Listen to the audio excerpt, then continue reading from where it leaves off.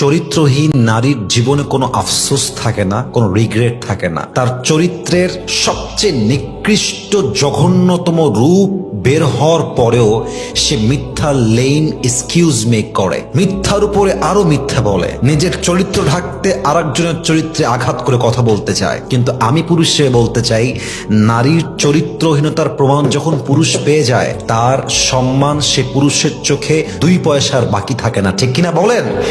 তখন পুরুষ সেই নারীকে রাস্তার 10টা মেয়ের মতো সস্তা মেয়ে মনে করে।